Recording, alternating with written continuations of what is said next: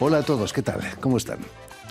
Cuando la subida del precio del gas y la electricidad nos empujan a bajar la calefacción y apagar las luces de la casa gritando a los niños que esto no es Versalles, no podemos evitar echar una mirada al sol y a la energía solar. Esto es lo que hace nuestro invitado de hoy, el escritor franco-venezolano Miguel Bonnefoy, en su reciente novela L'Inventeur, el inventor, en la que nos cuenta la historia del pionero de la energía solar, el francés Agustín Mouchot.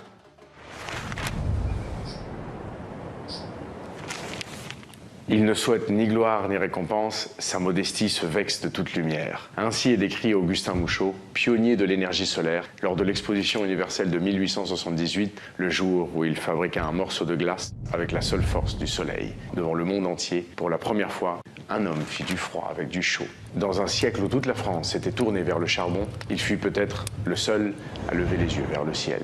À 35 ans, ce timide professeur de mathématiques, né en Bourgogne, fils de serrurier, inventa une machine solaire dans son appartement à Alençon, si révolutionnaire qu'elle attira l'attention de l'empereur Napoléon III, qui l'envoya en Algérie fleurir le désert et qui lui remit la Légion d'honneur. Mais là-bas, sur le mont Chélia, à force de fixer le soleil, il devint aveugle. L'inventeur est l'histoire de ce géant oublié, l'homme qui voulut conquérir le soleil et dont la tombe aujourd'hui n'existe plus.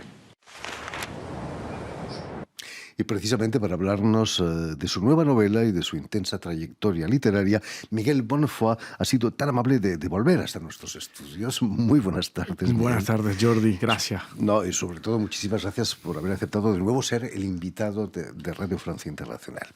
Permíteme que recuerde a nuestros oyentes que has nacido aquí en París en 1986, Absolutamente. si no me equivoco. Eso fue lo que me dijeron. Eso probablemente nunca sucedió, pero eso fue lo que me dijeron. No tienes recuerdos precisos. Desde entonces yo lo repito, pero... Y que eres hijo además de un escritor chileno y una diplomática venezolana, pero lo que me fascina de ti es esa doble cultura, esa doble personalidad tan francesa, pero tan latina al mismo tiempo, ¿no? Tu padre, el escritor chileno Pedro Miguel Bonnefoy, tenía muchas razones para rechazar su identidad latina, ¿no? Y que no la rechaza. Absolutamente, no la rechaza para nada, al contrario, tengo la impresión de que es más latino que los latinos y cuando está en América Latina es más francés que los franceses, digamos. Siempre ha estado en una porosidad entre los dos continentes, entre las dos culturas, ama estar en Francia, pero cuando está en Francia siempre tiene la sensación de que tiene que volver a América Latina, un poco como el criminal vuelve al lugar del crimen, ¿no? Siempre, como uno vuelve al amor, así, ¿no? Como uno vuelve al sur. Y cuando está en América Latina se siente muy bien, pero también tiene esas ganas, ese deseo ardiente y un poco secreto de volver a Francia, donde también tiene sus raíces, donde vive su madre, su hermana, su hermano también, donde están los primos, donde vivo hoy en día yo, así, su hijo. Por supuesto. Entonces, obviamente que está siempre en una especie de lucha interna entre los dos continentes y hay un océano en su corazón.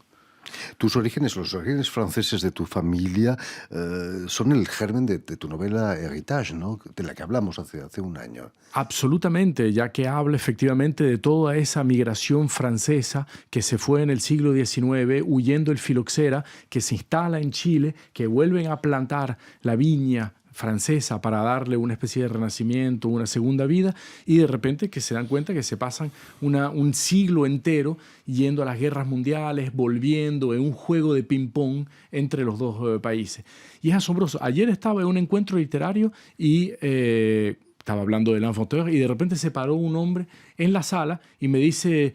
Yo soy hijo de franceses que crecieron en Chile, soy el santiaguino de este teatro y déjeme decirle que en los escritos de mi tatarabuelo aparece un tal señor Bonnefoy que es probablemente uno de sus ancestros chilenos que estaban... Entonces la comunidad francesa en Chile era minúscula, todo el mundo se conocía y hay algo un poco fascinante sobre esas comunidades en el extranjero que crearon como colonias y volvieron a darle color a una bandera de la cual ignoraban todo. Y dejaron un vino excelente. El vino Además, chileno es fantástico. por supuesto. Cuéntanos, Miguel, ¿de qué modo te ha afectado, aunque sea indirectamente, el hecho de que tu padre sufriera la tortura allí durante la dictadura chilena? Nunca te escondió nada, ¿no? Incluso lo publicó en un libro. Totalmente. Pero no es difícil hablar de esas cosas. Mira, uno cuando es niño obviamente vive en el mimetismo y limitación de sus padres. Si tu padre es callado, silencioso en todo lo que concierne la dictadura, la tortura o la guerra. Entonces, en ese caso, tú tomas exactamente la misma actitud y sigues siendo también un poco tímido, y cuando se habla de eso bajas la mirada. Sin embargo, mi padre, quizás con un juego catártico, una especie de purificación por la escritura, ya que escribió este relato en el Frente Chileno, que es un relato sobre la tortura, donde habla minuto tras minuto de todo lo que le hicieron en la dictadura. Quizás gracias a eso pudo de alguna forma hacerlo más transparente, abrir la palabra, darle voz al gran silencio de esa época, y por consecuencia, por ende, hizo que en la mesa toda mi infancia lo habló de manera muy abierta, de manera muy transparente, a veces también haciendo pequeños chistes sobre eso, porque hay toda una especie de humor que se daba también en esas cárceles chilenas, ya que, como tú sabes, los latinoamericanos juegan un poco con todo, ¿no? Están siempre un malabareo de cositas, y lo que me permitió entonces también desbloquear eso. Tanto así de que cuando yo me puse a escribir Herencia y que llegué a ese momento de la historia, le pregunté si a él le molestaba que yo eche todo el cuento, que también de alguna forma traduzca un poco a algunas páginas de su relato en francés y que lo integre en mi estructura narrativa de la novela. Y él me dijo, al contrario, agarra todo lo que tienes que agarrar, esa palabra tiene que abrirse, esos testimonios tienen que salir y hay que hablarlo lo más posible para darle documentos a la historia y para que nunca más vuelva a suceder.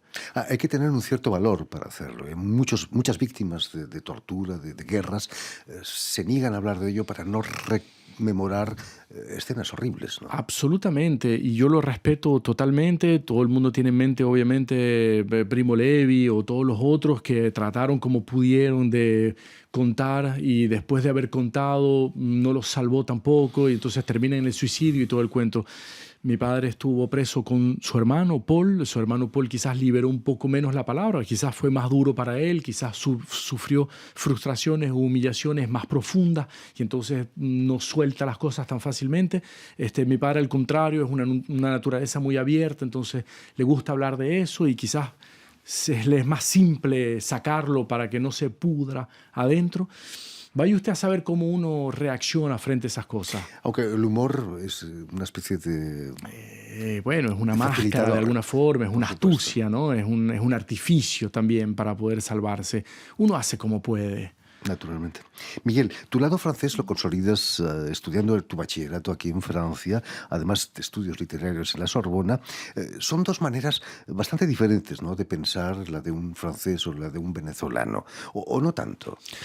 Totalmente. A mí me pareció que había una gran distancia entre los dos. Sin embargo, lo entendí un poco más tarde, cuando uno es niño, ya que yo estuve metido entre los dos, siempre en un juego de ida y vuelta entre las dos culturas, entre las dos lenguas, entre las dos tradiciones, entre las dos idiosincrasias. Llegó un momento en que me parecía que era una sola, que tenía dos caras, digamos, un poco como el dios llano, ¿no?, que tiene dos caras, y que era finalmente exactamente de la misma temple, de la misma fuerza, el mismo genio.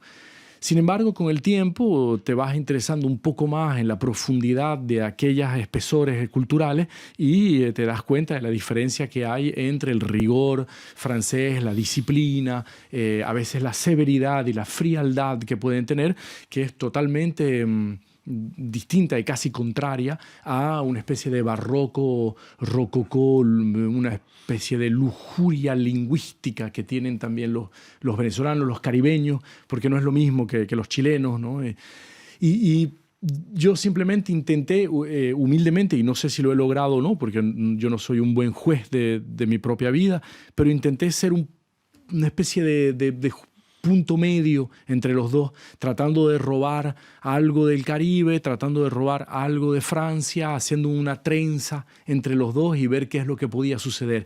Y mis libros hablan de América Latina, pero en francés, pero los pienso un poco en español y tengo muchas lecturas en español y intento como puedo de jugar con ese abanico de cosas. Volviendo a tu nueva novela, L'Inventeur, el inventor, en esta novela dejas las playas del Caribe y te centras en Francia, en la Francia profunda, en Borgoña, en la ciudad de Tours, donde empieza a hacer Sí. sus experimentos este famoso científico. ¿Te sientes más cómodo ahora escribiendo en francés sobre un personaje francés? Pues reconozco que fue más bien el contrario. Me sentí mucho menos cómodo escribiendo sobre el Second Empire, sobre les jardins de Compiègne, sobre les machines solaires de Tuileries. Me sentí mucho menos cómodo tratando de entender cuál era esa especie de siglo fascinante y extraordinario de inventos, de innovaciones, de descubrimientos científicos y técnicos que están tan lejos del imaginario que normalmente me habita. Sin embargo, lo que me pareció que había de caribeño, digamos, en esta novela muy blanco y negro, muy llena de polvo, muy siglo XIX. Estamos viendo imágenes precisamente de la máquina. Exactamente, de la máquina, claro. Que se llama Octave, creo, ¿no? Claro, bueno, como eso, una de tus novelas. Sí, sí, eso lo reconozco que lo inventé. Así. Ah. Eso lo inventé porque había leído Suetón, que escribió sobre los emperadores griegos, y Suetón, hablando de Octavio, ¿no? De Augusto I, había dicho que es tan bello, que hasta el sol tenía que bajar los ojos frente a él, ¿no? Y me había quedado esa frase en mente, y después, cuando me puse a escribir el libro, pensé que podía ser una pequeña galería subterránea entre Mouchot y El viaje de Octavio, que es mi primera novela, y ahí entonces me permití de poner el nombre Octave a la máquina para después poder jugar, ¿no? Vincularlo con la primera novela. Me imaginaba. Miguel, pero no me vas a decir que no sabías cuando escribiste esta novela que la guerra de Ucrania iba a hacer subir el precio del gas y la electricidad tanto, ¿no? ¿O no? Aunque te parezca increíble, no tenía absolutamente ninguna idea de que Putin iba a invadir Ucrania y que iba a haber ese tipo de repercusiones geopolíticas misteriosas, ¿no? ¿De a dónde? Al contrario, o sea, no sé si tuve suerte o mala suerte. Yo pienso que mi libro es ridículo al lado de una situación que es muy grave, y te podrás imaginar que no me voy a poner a surfear sobre ese tipo de cosas. Uno no invierte en la piedra cuando la sangre empieza a ponerse en ella. Pero cuéntanos, ¿cómo nace tu interés por un personaje como Augustin Mouchot, profesor de matemáticas en un pequeño liceo del centro de Francia? Lo descubrí totalmente por azar, o sea, de la misma manera que los descubrimientos científicos tienen que ver mucho con el azar, ¿no? Y la serendipidad, y que a menudo uno consigue la contracepción o el microondas o cosas así por accidente. De la misma manera fue por accidente también que descubrí a este personaje. Estaba mirando una serie documental que se llama Cosmos, presentada por Neil deGrasse Tyson, que es difusa serie por National Geographic, no sé si la conoces, y en uno de los episodios se ponen a hablar del Sol. El presentador evoca a los diferentes científicos que se han interesado en el Sol, y ahí se ponen a hablar de Salomón de Cos, de Archimède, de Lavoisier, de Buffon, llegan hasta el fotovoltaico de hoy en día con Félix Trombe, y de repente, arriba de todo esto, en el siglo XIX, se pone a hablar de un hombre que en 1878, durante la Exposición Universal, hubiese hecho un bloque de hielo solamente con la fuerza del sol, ¿no? Hubiese hecho el frío solo con calor, hubiese hecho hielo con luz. Y de repente me pareció que la imagen era de una poesía onírica hermosa, y que podía dar algún pasaje o podía dar una escena suficientemente lírica y novelesca como para justificar un libro. Y ahí me puse a inventar, a imaginar, a investigar, a buscar alrededor de este personaje, y me pareció que tenía algo delicioso, ya que es este hombre tímido, volteado hacia la luz. Enfermizo, sobre todo, ¿no? Muy enfermizo, además. Es decir, es todo el contrario del calor solar. Es un hombre frío, inquieto, feo, lleno de cosas rotas por dentro, un hombre que no tiene además la seducción, no tiene el carisma para poder atraer los inversores, o para atraer los industriales o las personas que pudiesen darle una aplicación industrial de su trabajo. Y sin embargo, este hombre es fascinado por su opuesto astral, así, es decir, el sol, el calor, la luz, lo que da la vida, lo que hace mover los ríos y las montañas, lo que hace que los insectos vuelan en el aire, o sea, lo que hace todo en el mundo, él es exactamente el contrario. ¿Sí? Lo que le salva es su determinación, ¿no? Porque el primer experimento, cuando muestra por primera vez su máquina en el liceo donde él trabaja gracias a la educación nacional francesa, sí, es un fracaso. La niebla envuelve el sol y no hay sol, ¿no? Totalmente. El único documento que tengo de ese momento de demostración, que es la primera demostración que él hace, es decir, este hombre nace, se consigue un pequeño apartamento, es un profesor de matemática, hijo de herrero, se pone a trabajar sobre su máquina en la sombra, en la soledad y en el silencio de su abnegación y de su perseverancia para montar esta catedral de espejos, y finalmente se da cuenta de que tiene que mostrársela al mundo. Llega al patio de recreo de su colegio en Tours, frente a algunos científicos, y la única información en los archivos municipales que conseguí de eso es una pequeña frase escrita por el provisor, el rector del colegio, que dice: aquel día Augustin Mouchot presentó su máquina, punto, el cielo era poco clemente, punto. Entonces yo imagino que llovía o que había nubes, y mi trabajo fue el de tratar de, en esas 3 palabras, cielo poco clemente, de tratar justamente de darle unas 2, 3 páginas de demostración fracasante y desastrosa de un momento que para él era glorioso y que finalmente no lo fue porque no salió el sol. Aparentemente, gracias a un pequeño artículo de la prensa sobre esa presentación, pica la curiosidad de un militar. Eso me recuerda que Internet también fue iniciado por los militares, bueno, no siempre son tan malos. Y gracias a eso empieza a fabricarse un poco más seriamente la máquina, ¿no? Totalmente. Y es curioso darse cuenta cómo los periodistas en ese sentido tienen un poder inmenso porque pueden ramificar de manera sorprendente y diluir una información muy rápidamente y leída por varias personas. Y uno nunca sabe por dónde salta la liebre.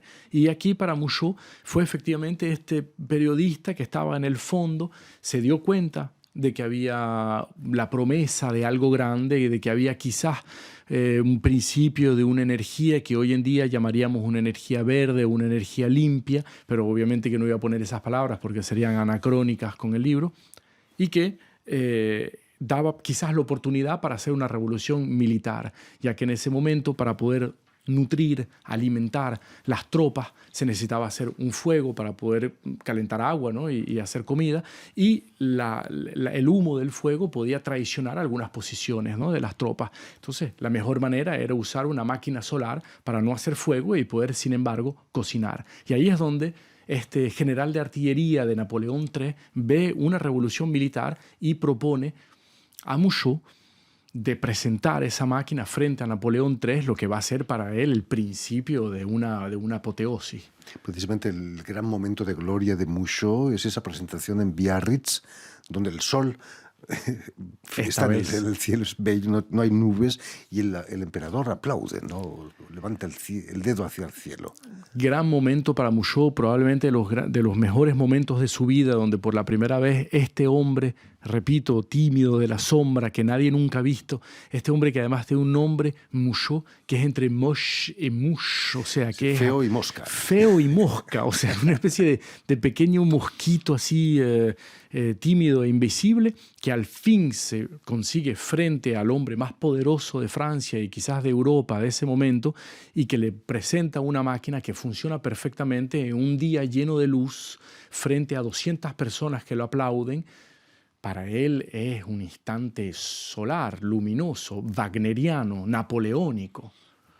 Esos instantes solares van a acabar en convertirle en ciego, ¿no?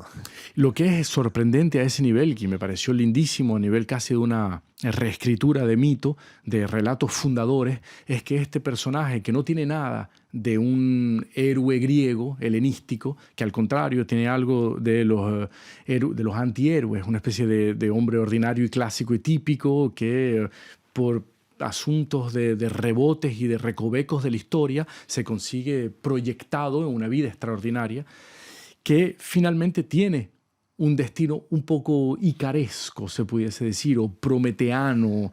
Es decir, se quemó las alas. Se quemó las alas, como Ícaro, que trata de subir al cielo lo más posible. Su padre le dice, cuidado porque la cera de abeja se puede poner líquida, ¿no? De la misma manera, Mouchot se acerca demasiado del sol y de tanto mirar el sol con el reflejo de los espejos de cobre que tiene, inmediatamente se quema la retina y termina su vida ciego. Es decir, el hombre que quiso conquistar el sol termina su vida ciego. Es delicioso, ¿no? Tuvo que vender su patente a uno de sus colaboradores, quien estábamos viendo unas imágenes de un periódico, el Journal du Soleil. Ese colaborador impone una prensa en el Jardín de las Tuileries y imprime este periódico, el Soleil Journal. Estamos viendo cientos de ejemplares gracias a la luz del sol solamente. Exactamente. Eso fascina a los paseantes. Fascinante, fascinante. El personaje de este asociado, como tú dices, Abel Pifre, es un personaje maravilloso porque es